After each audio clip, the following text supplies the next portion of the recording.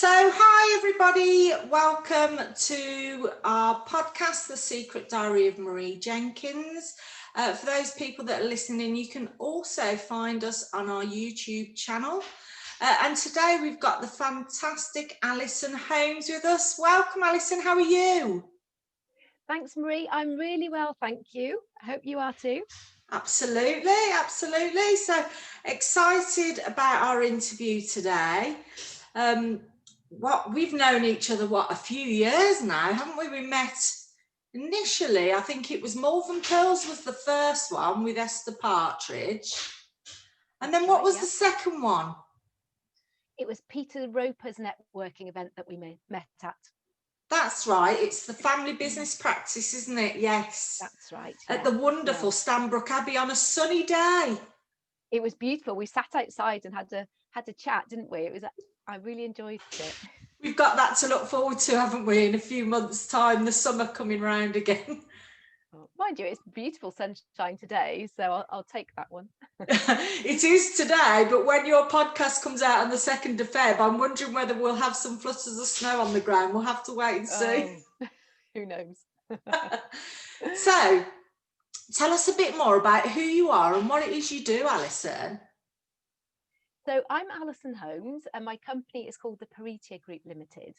And I help you learn the art of networking for various different reasons. So you can increase your sales, secure your perfect job, get to know influencers, get past the gatekeepers, all those sorts of wonderful things that networking can do for you. Wow. There's a lot in there, and especially topical based on this is our podcast for business and startups and entrepreneurs. So those are the sort of skills that they're definitely going to need to, if they haven't already got them, need to brush up on. Absolutely. It's an essential skill, and I think they need to teach it in schools and colleges and universities because everybody needs it, no matter what line of work you're in. It doesn't matter. Everybody needs to learn the art of networking. Absolutely. Completely agree. So tell me, that's what you do now, but tell me a bit about your career path. What's led you to this point?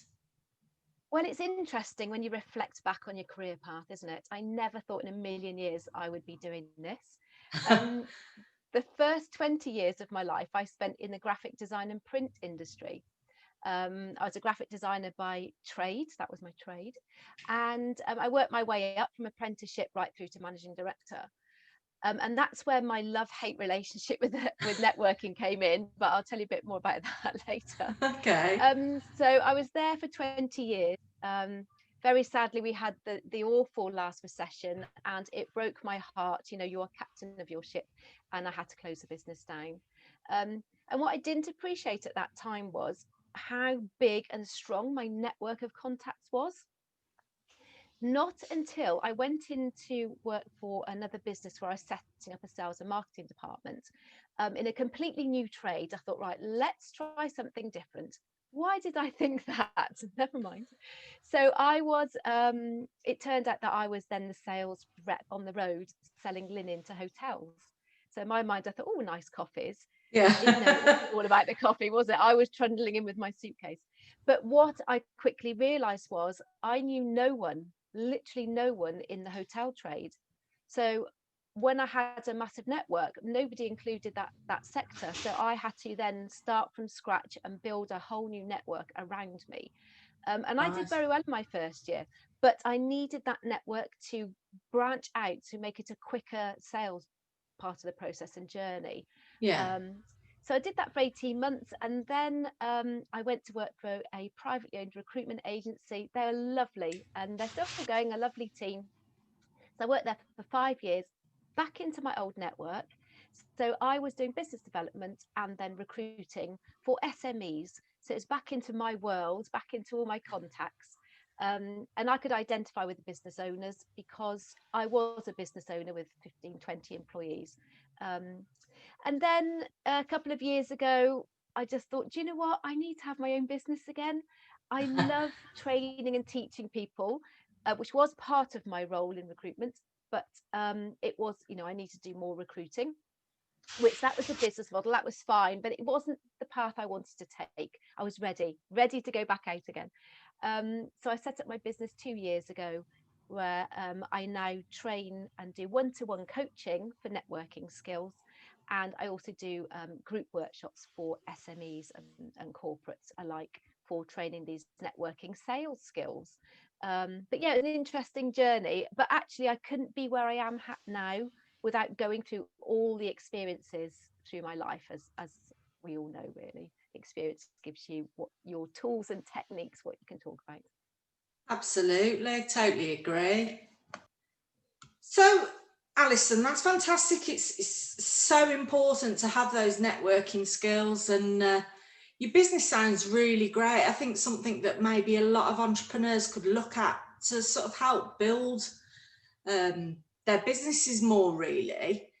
But what do you believe to be the biggest challenge or opportunities for entrepreneurs at the moment that are looking to start up?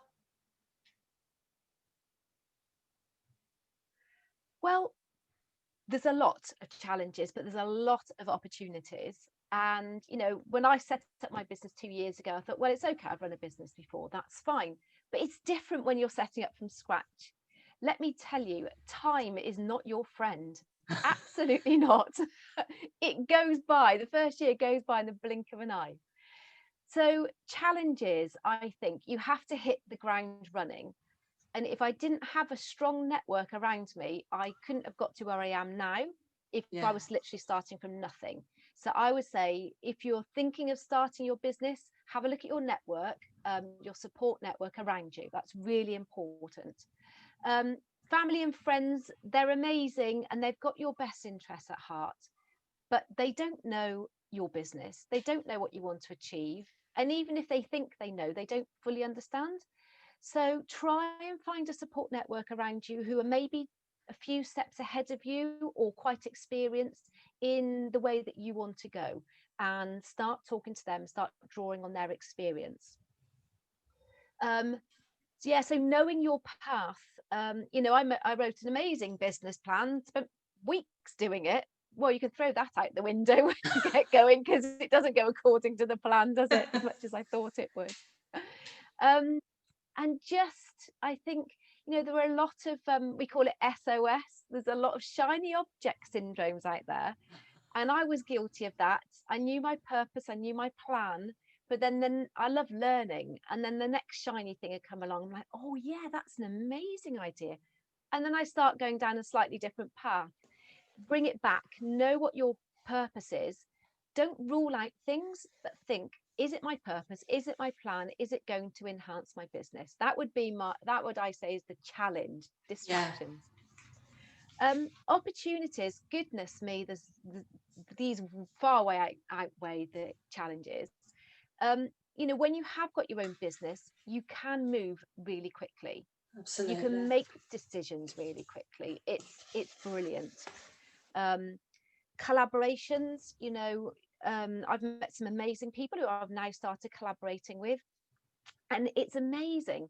But I think what I learned from the past is, we all have competitors, and they used to they didn't freak me out. I just used to get frustrated. I was like, oh, can you just not go somewhere else and just let me get on with it? And, don't be my competitor on my patch.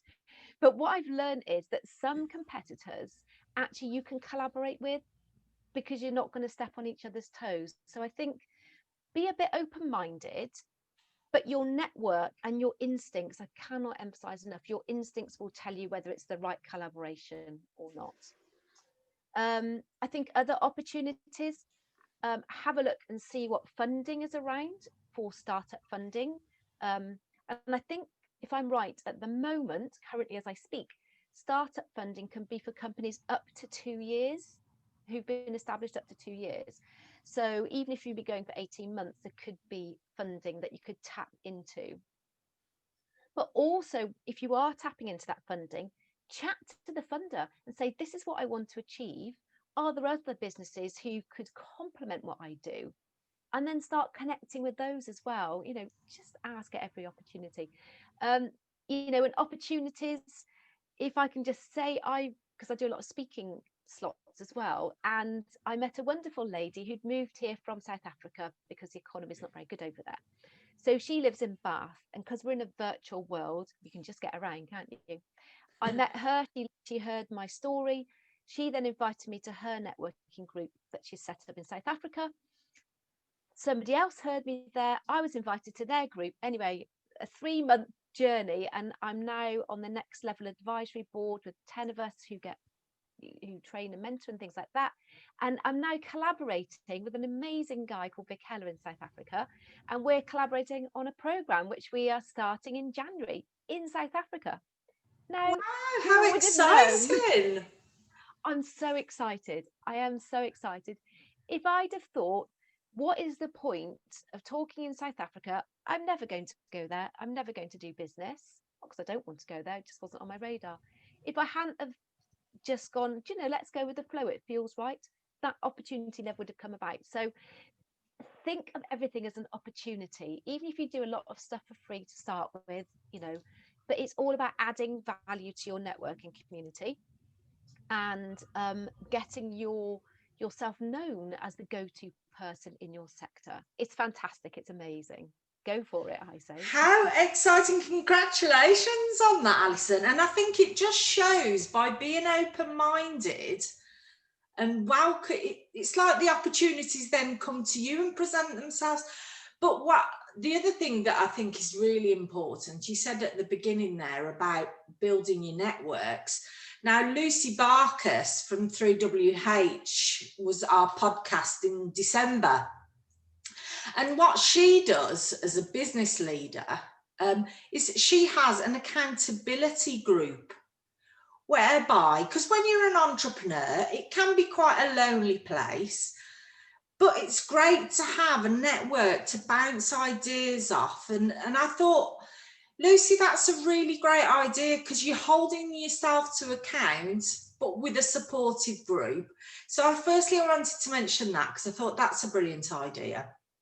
And in relation to funding, I completely echo what you say. So I've had a number of grants and fundings that have been match funded, but I've been on a number of programs, like learning opportunities, if you like, training, etc., both through Blue Orchid, which, because I live in Worcestershire, that's accessible, and also something called BIP, which is BIPC, which is through the Hive in Worcestershire as well.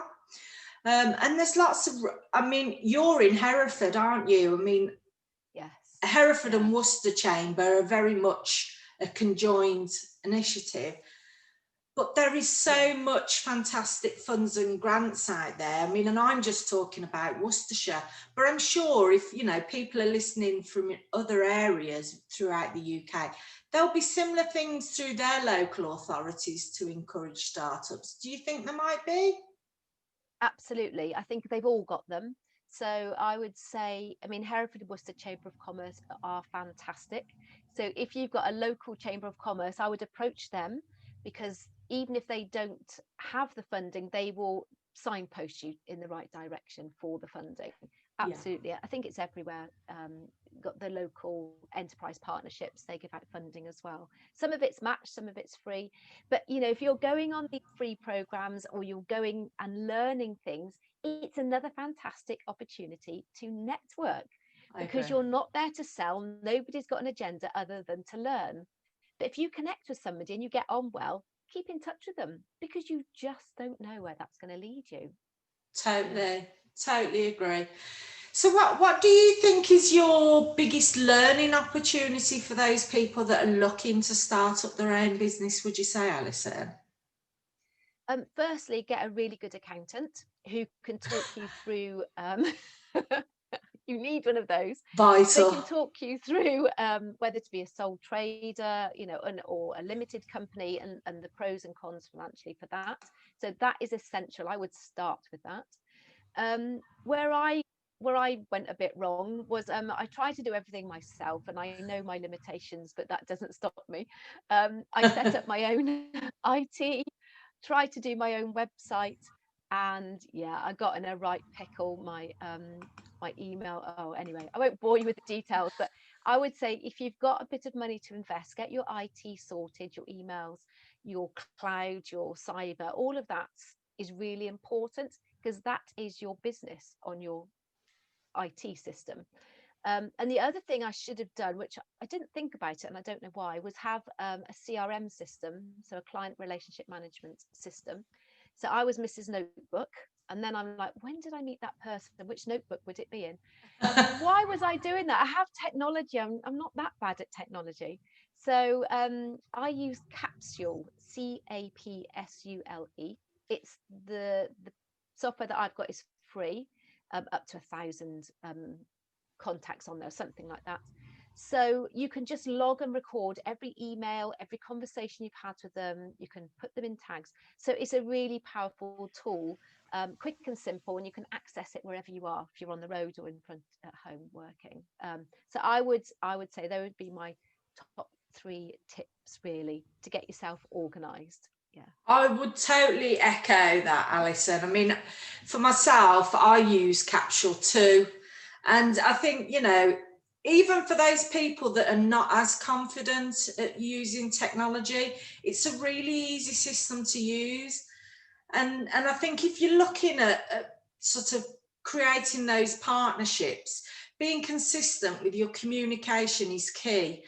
Now, obviously, I'm coming at it from a well-being perspective. If you've got everything in your head, and you're trying to remember anything, think about the impact that's going to have on your well-being. So by having a CRM, it just helps massively, doesn't it? it does, because you can put, as you know, you can put tasks in there. So I was also Mrs. Sticky. I had, like that film where they got a million stickies everywhere. I was like, oh, where's that sticky gone? I'm saying terrible. I am good at tech, but you can put a task, and then the task can go in your calendar, and then it's just a reminder. And the other thing is Calendly. I only discovered Calendly this year. So when you're booking one-to-ones or meetings or anything like that, you can, and it's really simple, and you can get this one for free for one calendar. You can link Calendly to your calendar. So when somebody says, can I book an appointment with you? You just send them a link, and then the link lets them just book the time and day that you've allocated in your calendar to be free. And then they automatically get a Zoom link, and it automatically pops in your calendar. That has saved me days, weeks, months. That has revolutionized my one-to-one booking system completely. Oh, well, I have to have a look at that, because there's a lot of backwards and forwards, isn't there, trying to arrange meetings? Oh, but if that actually helps that process, that's fantastic. It speeds up so much quicker, I think, and it also makes you look very professional. And people, oh, well, that's a great service, isn't it? I was like, yes, it is, and it just saved me hours. Here's my link. Find a date and time that suits you, and then we're both happy then. Yeah. I think the first time I'd heard of it, Elaine Watt, who we both know from More Than Pearl, she sent me a Calendly, and then with things that you're doing in your business, I've sort of thought, oh, that's a great idea. But now you've raised it again, I think I should definitely need to revisit it. So thank you, if anything, for the reminder for me, Alison. That's great. You're welcome. So anyway, back to our conversation. So what advice do you wish you had been given pre-startup? Gosh. Stick so at you it. you said about IT. What do you mean about IT? Well, it was the emails, really, getting your emails organized, making sure you go through the right provider, making sure you've got backup. So back everything up, because I had issues with my laptop, which was grinding to a halt, my old laptop, obviously, and trying to recover my emails. It was such a mess. It took an awful long time. I lost quite a bit, and I vowed, if anybody ever asked me what my advice would be, it would be get a professional to set up your IT system when it comes to your emails, your backing up, and your data, because your data is your business at the end of the day. So very much looking at software. I mean, I go to Worcestershire Business Breakfast Club, and we have a guy there called Gary Watkins, and he's from Q6 IT. And I'm not at that point yet that I need to outsource, but when I do, based on what you've said today, it's important to make sure that you've got all those different softwares on your IT. You know, there's the whole issue around cybersecurity as well at the moment, isn't there? So it's really important to have all those things and concentrate at what you do best. That's why you're in business, isn't it? Is to do what you do best and then outsource to experts to make your life better, I suppose. And we all know that, but do we all do it? No, because we're trying to save a penny or two, aren't we? Well, hopefully what we'll do by sharing this today, actually people will think, actually that's good advice, let's do that. But so what initiatives have you been involved in delivering as part of your business? I do a lot of speaking, free. I do some paid speaking, some free. But the speaking opportunities, like the South African one that I talked about earlier, that was an amazing initiative, which has then obviously generated business for me and expanded my network. Then there's another lovely lady I met through networking. I meet so many lovely people through networking, called Louise Roberts, and she is the chairperson for the Southwest Division of the Institute of Food Standard Trading Association.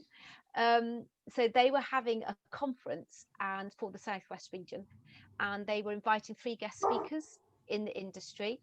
And they all said they struggle with networking because now we're in a virtual world, it's quite tough. So they invited me to come and talk to them, to give them my top tips on networking, and then I helped them facilitate the breakout rooms. So that was really interesting. That's brilliant, isn't it? Thank you. So that's brilliant. Is that the Louise Roberts from Aliments that you mentioned there? Yes, it is. Yes. Oh, fantastic. So in December, as part of More Than Pearls and GBNG, which is another networking event in Gloucester, Louise, Judith Mercer, and Esther Partridge, they did a collaboration. So they brought GBNG and More Than Pearls together, and we did a virtual wine and cheese tasting evening. Oh, fantastic. So yeah, it's amazing how many new initiatives and, you know, how creative people are being with this online offering, isn't it? Oh, they are. There's been some amazing things. I went to a magic show virtually. That was brilliant. That was absolutely brilliant. And that was through networking as well. So I think what COVID has shown people is actually how resilient and how creative they can be when, you know, they can't get out to normal life. And some people have been totally amazing at how they've pivoted. I don't necessarily like that word, but how they pivoted their business. And I think that's the key. You know, if you stand still and don't show up, then people are going to forget who you are, really, which is the same. People have definitely been more innovative, I'd certainly say that. And the thing is hopefully, you know, in the new world, once we've got a vaccine and things in relation to COVID, and when this comes out in February, hopefully those are then in circulation. It can be in the future that we do a blend of both, you know, so utilising the technologies that are there, you know, because it gives us so much more productivity, but also at the same time do some face-to-face things as well. But we'll have to wait and see. So talking about reflection then, can you recall a time when you've been working in sort of the networking sort of sector and that type of thing? What has been the most rewarding for you, and more importantly, why? Gosh, way too many to talk about on this podcast. It's just trying to pick one or two. So I was delivering a half-day workshop for, it was a HR was the sector, and back in the day, pre-COVID, I would train people on how to walk into a room full of strangers, how to know what to say to people. Bearing in mind, this was me many moons ago. I was so shy, couldn't walk into a room without shaking, didn't know what to say to anybody. I was awful. I was terrible. And then when I did speak, I was trying to sell to them because I didn't know what to talk about. But when I was running the workshop, and when I saw my lovely people in the room, their light bulb moments, so they're like, oh, I didn't realise I could say that, or I didn't realise I could go up to the event organiser when I walked in and say, hi, I'm Alison and I'm new here. Please, could you introduce me to somebody? Yeah. Rather than having to take that walk up to a group of strangers.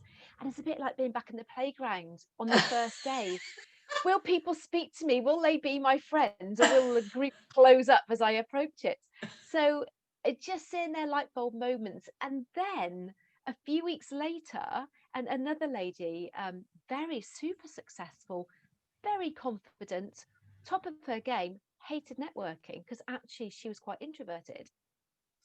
And she had to go networking for her job. But a few weeks later, she emailed me. It said, Alison, I never thought I would say this. I love networking.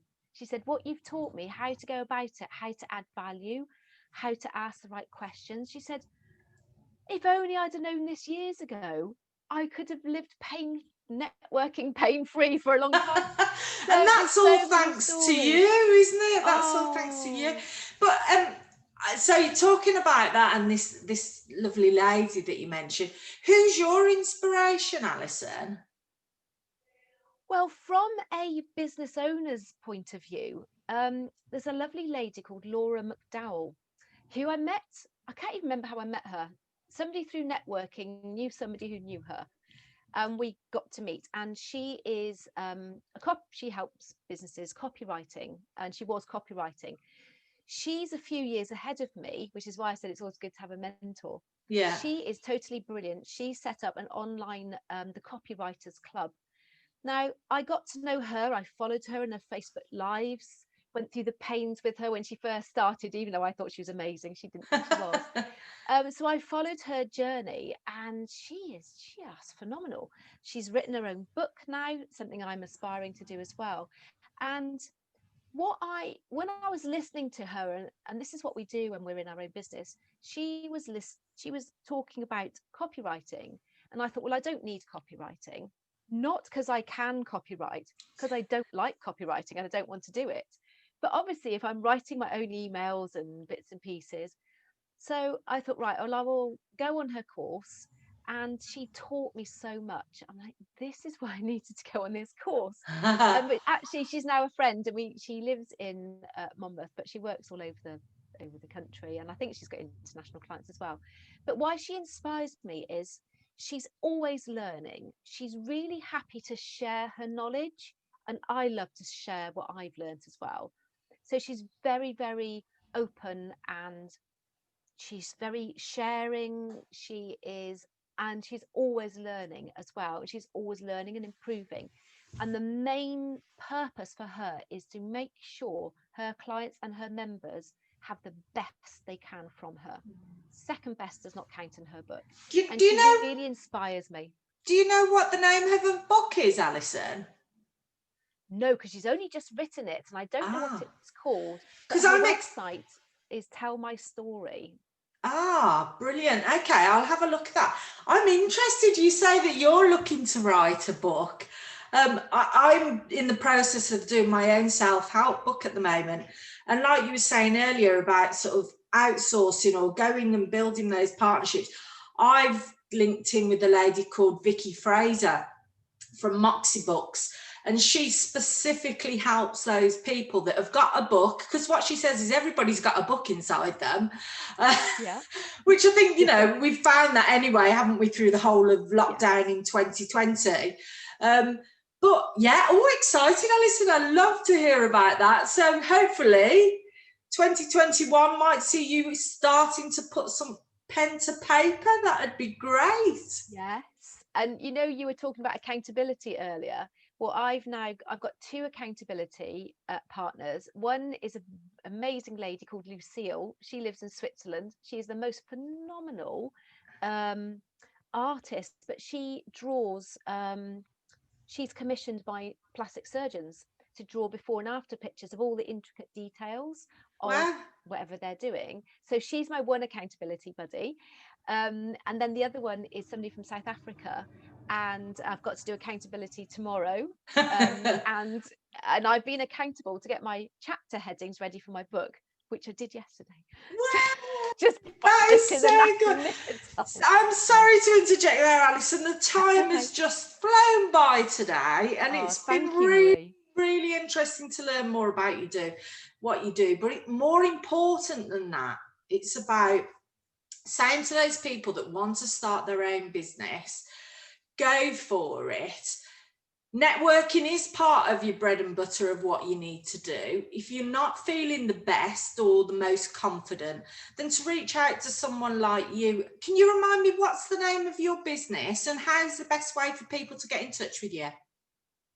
Name of my business is Peritia Group Limited. You can just send me an email, which is alison@peritialtd.co.uk. And I'd love just to have a little chat, just even if it just puts you on the right track. That's what I love doing. And I just want to say thank you so much for inviting me here today. I've had such a fun time. It's gone so quickly. I could talk to you for ages. It really has. But thank you so much, Alison. It's been a joy to chat with you today. And good luck for the future with your 2021 programme in South Africa. How exciting. I know. Thank you. Yeah, and good luck to you too. We can swap books when we've both written them. Yeah, absolutely. All the best, Alison. Thank you very much. Thank you. Take care. Bye.